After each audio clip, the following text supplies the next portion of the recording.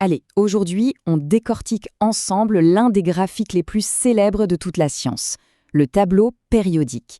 Mais attention, on ne va pas le voir comme une simple liste à apprendre par cœur, non, on va le découvrir comme un chef-d'œuvre de design, un véritable plan d'architecte qui structure toute la matière de l'univers. Bon, pour bien commencer, il faut changer de perspective. Oubliez le mot tableau, pensez plutôt à une carte.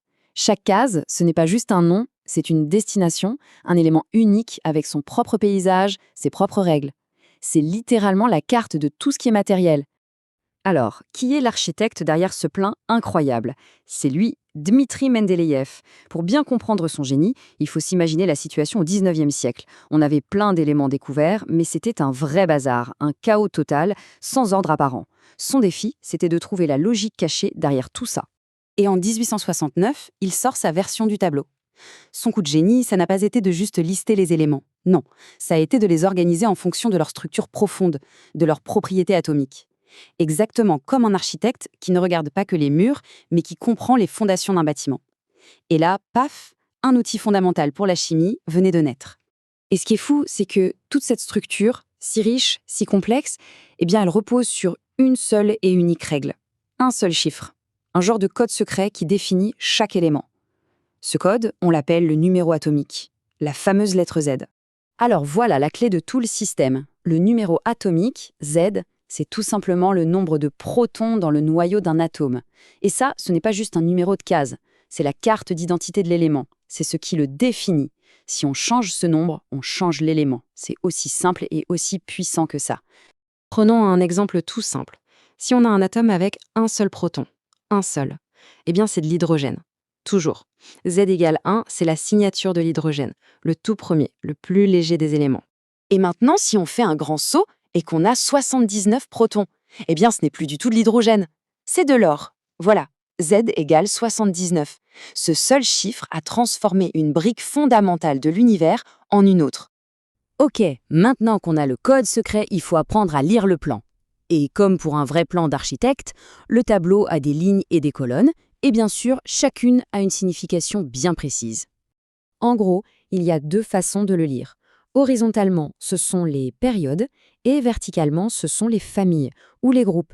C'est super important de ne pas mélanger les deux, parce que chaque direction nous raconte une histoire complètement différente sur les éléments. Si on regarde une période, donc une ligne horizontale comme celle-ci, tous les éléments qui s'y trouvent partagent quelque chose. Ils ont le même nombre de couches d'électrons qui tournent autour de leur noyau. On peut voir ça comme les étages d'un immeuble. Tous les habitants du 3e étage sont au 3e étage. Et maintenant, les familles, les colonnes verticales. Alors là, c'est fascinant. Les éléments d'une même famille, ils se comportent un peu comme des cousins. Ils ont des propriétés chimiques qui se ressemblent énormément. Et pourquoi? Parce qu'ils ont tous le même nombre d'électrons sur leur couche la plus externe. Et ce sont ces électrons-là qui sont en première ligne, qui interagissent avec les autres atomes et qui dictent tout leur comportement. Mais ce tableau, c'est plus qu'une simple grille. En dessous de la surface, il y a des règles cachées, des tendances qui parcourent le tableau et qui nous permettent de prédire le comportement des éléments. C'est là que le design devient vraiment puissant. Première règle cachée, la masse atomique. C'est assez simple, c'est la masse totale d'un atome qui vient surtout de ses protons et de ses neutrons. En gros, c'est son poids. Et la tendance qui se dessine, elle est plutôt logique. En général, plus on se déplace vers la droite ou vers le bas dans le tableau, plus les atomes deviennent lourds. Normal, on continue d'ajouter des protons et des neutrons. Deuxième règle, le rayon atomique, autrement dit, la taille de l'atome. Et là, on pourrait se dire, plus un atome est lourd, plus il doit être gros, non? Eh bien, attention, c'est un peu plus subtil que ça. Et c'est là que ça devient vraiment intéressant. Quand on avance vers la droite sur une ligne, les atomes deviennent plus petits. C'est contre-intuitif, hein. En fait, le noyau se charge de plus en plus en protons, donc il attire les électrons plus forts vers lui, et l'atome se contracte.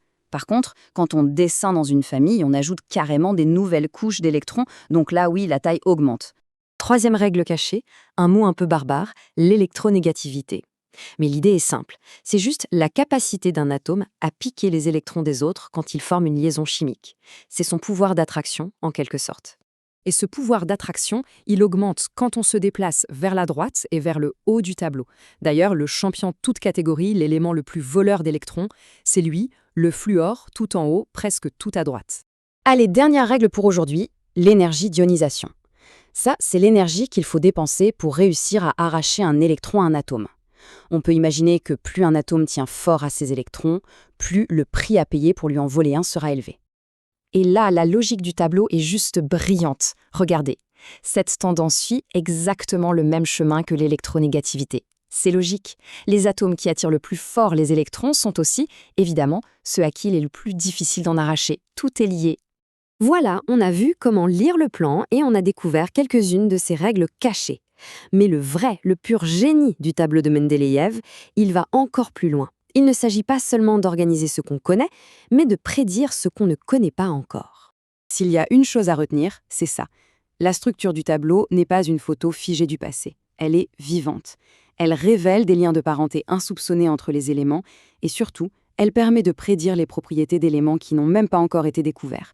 Ce n'est pas un catalogue, c'est un outil prédictif. Mendeleïev, en son temps, a carrément laissé des cases vides dans son tableau en prédisant avec une précision bluffante les propriétés des éléments qui viendraient les remplir des années plus tard.